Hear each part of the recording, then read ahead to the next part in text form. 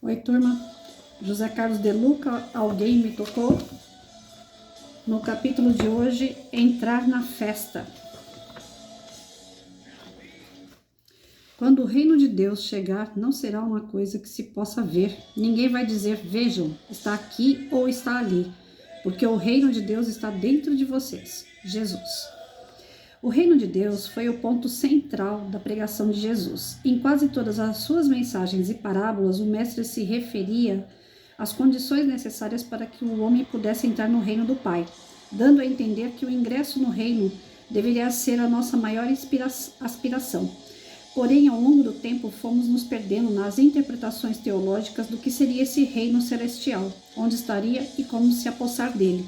Muito embora as palavras de Jesus fossem muito claras a respeito dessas questões, mas parece que o homem gosta de complicar o que é simples, talvez para justificar a sua falta de vontade e determinação, de aderir ao plano que Jesus apresentou para que todos, sem distinção, pudessem experimentar as delícias espirituais do reino dos céus. A ideia central que extraímos das palavras do Cristo é que este reino não vem com aparência exterior, porque foi dito que não é algo que se possa ver. Parece claro que Jesus situou o reino como algo imaterial, não palpável aos olhos humanos. Por isso não é um lugar específico, não é uma religião, tampouco algum lugar místico. Jesus deu o endereço virtual do reino de Deus. Está no coração do homem e pode ser acessado a qualquer instante. Portanto, o reino celestial é um estado de espírito que se acessa mediante certas condições que veremos a seguir. Atitudes exteriores nem sempre nos abrem as portas do reino. Qualquer gesto de aparente bondade há de estar em ressonância com o que se passa em nosso universo interior. Nós podemos ficar de joelhos diante do altar ou com a Bíblia nas mãos, com um crucifixo pendurado no pescoço ou até mesmo pregando numa tribuna espírita, e nem por isso estaremos necessariamente na posse do reino de Deus, porque tudo pode não passar de mera exterioridade, sem ressonância com o que se passa em nosso íntimo. Muitas vezes exaltamos a figura de Jesus, mas nosso coração está cheio de inveja do próximo. Temos uma postura exterior de mansidão, no entanto, intimamente carregamos labaredas de ódio contra um irmão. Podemos até fazer grandes doações no templo religioso, porém, o que nos move muitas vezes é apenas a vaidade de sermos aplaudidos pelos outros. É no campo da nossa intimidade que o reino de Deus deve ser estabelecido, pelo cultivo das virtudes que abrem as portas deste reino em nós. O egoísmo é a tranca mais forte que nos impede de alcançar o reino, deixando-nos fora do banquete que Deus preparou para todos nós, o que significa, em termos práticos, a ausência de felicidade em nossa vida, pois ninguém é verdadeiramente feliz vivendo fora do reino.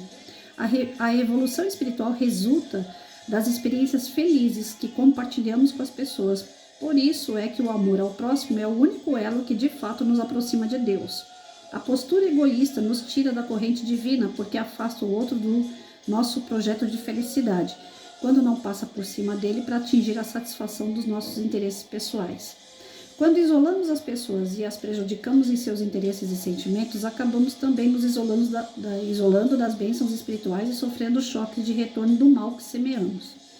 O egoísmo é resultante do excesso de importância que damos a nós mesmos, razão pela qual Jesus afirmou que os pobres de espírito, isso é, os desapegados das vaidades humanas, é que entrarão no reino de Deus.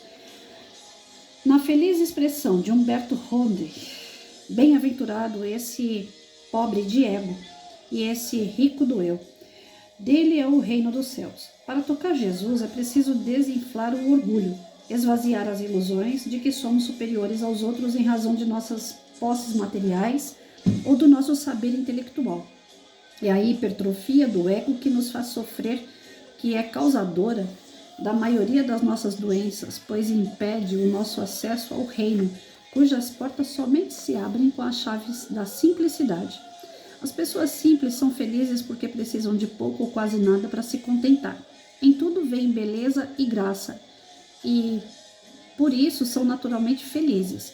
Já os orgulhosos precisam de muito para se sentirem felizes e geralmente vivem insatisfeitos porque nenhuma riqueza da terra é suficiente para preencher o vazio que trazem na alma. E assim precisam de mais e mais posses, mais e mais status, mais e mais poder, numa busca infinita. O reino de Deus se abre com as chaves da simplicidade e nele somente se vive com amor.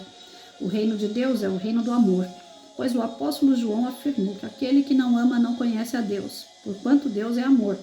Somente a experiência de amar nos propicia a permanência do reino, garantindo-nos a felicidade que nenhum prêmio da terra é capaz de nos dar.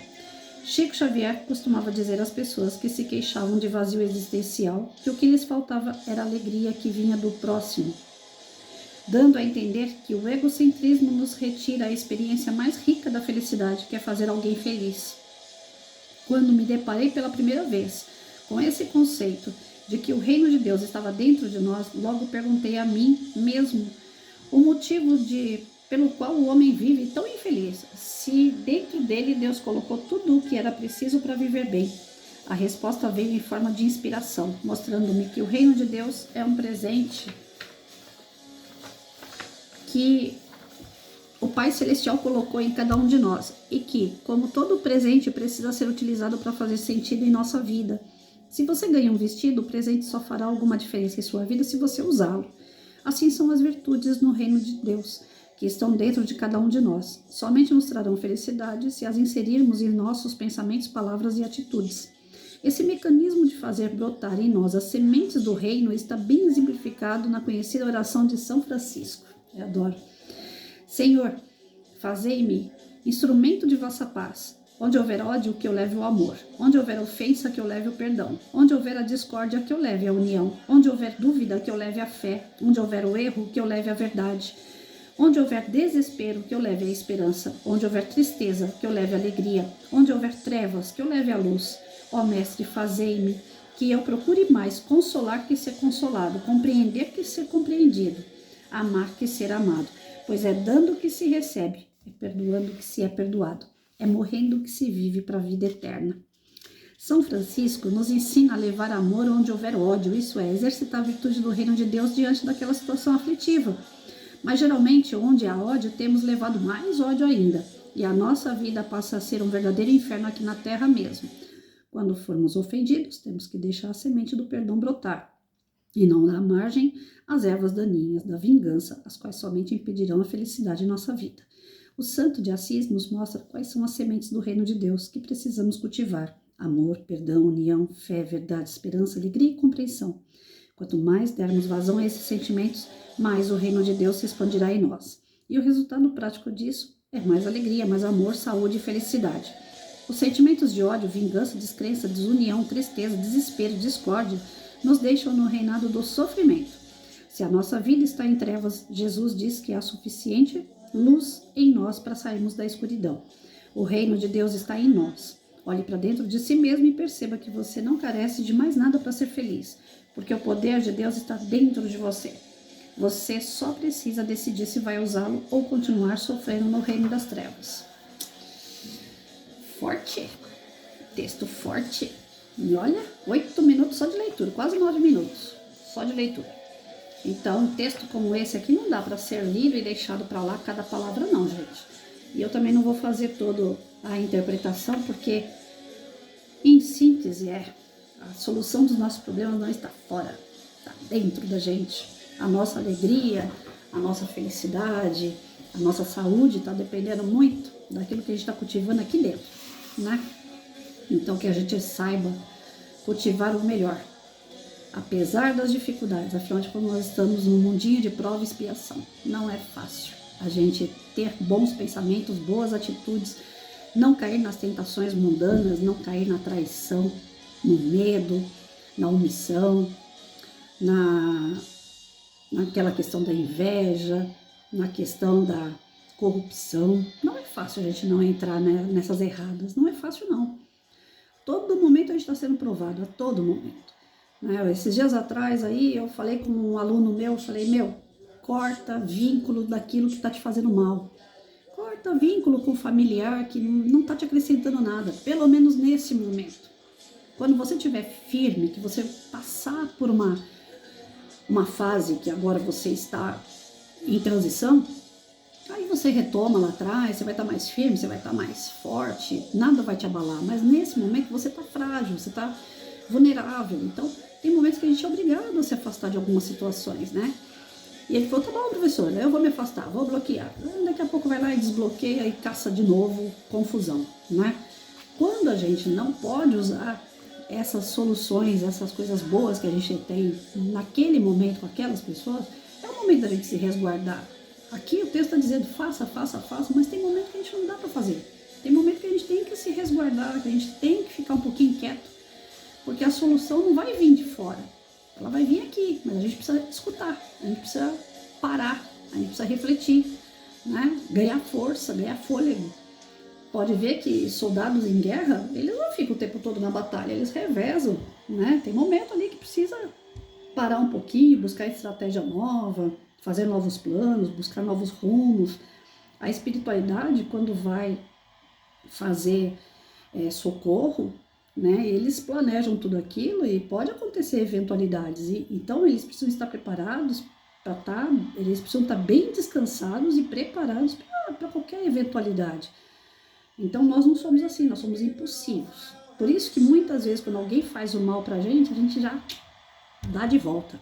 A gente não para pensar, porque nós estamos preparados, nós não usamos as ferramentas boas que nós temos.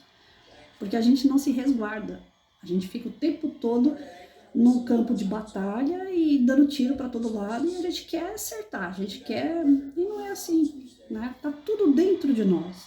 A insatisfação, o medo, a vergonha, a timidez, a falta de atitude, vem justamente também pela falta do planejamento, pela falta de você sentar, respirar e falar, não, agora o momento é meu. Quando eu me preparar, eu volto, né? Então a gente fica muito suscetível às coisas ruins, porque nós permitimos, nós abrimos essas portas. Então é fundamental, né, que a gente faça uma reflexão sobre um texto como esse, porque se está tudo dentro de nós, por que a gente faz tanta besteira? Porque a gente não está sabendo usar essas ferramentas ainda. As ferramentas estão dentro de nós, o reino de Deus está dentro de nós. Nós somos centelhas divinas, nós somos parte desse Criador. Segundo a Bíblia, nós somos criados semelhante à imagem do Criador. Jesus dizia que nós somos capazes de fazer o que ele fazia e muito mais. Então, qual é o nosso medo? Por que a gente não age como Jesus agia? Não tem a grandeza do mestre. Tá, mas você está caminhando para isso. Se você não utilizar as suas ferramentas, você nunca vai chegar no patamar que Jesus chegou. E ele falou que nós somos capazes de fazer o que ele fazia e muito mais. Então, orar, vigiar, acreditar, ter fé, perseverança, persistência, resignação, resiliência e buscar os valores que realmente Deus plantou dentro de nós. Nós somos capazes. Oração. Divino amigo Jesus, você me convidou a entrar no reino do Pai. Eu não havia me dado conta de que se trata da festa mais importante do mundo. Como me sinto feliz por ter sido convidado. Eu me espanto, porém, que este convite já me tenha sido feito há mais de 2000 anos e eu ainda esteja do lado de fora, esperando não sei o quê. E olha que você nem exigiu atestado de santidade para entrar no reino. Apenas pediu que estivéssemos vestidos de simplicidade e amor. Meu coração se enche de esperança ao saber que, mesmo carregando imperfeições na alma, eu posso entrar na festa pelas portas da transformação interior. Daqui de fora vejo os convidados que já entraram e posso notar que eles estão felizes. Abraçam-se, respeitam-se, ajudam-se. Parecem crianças brincando.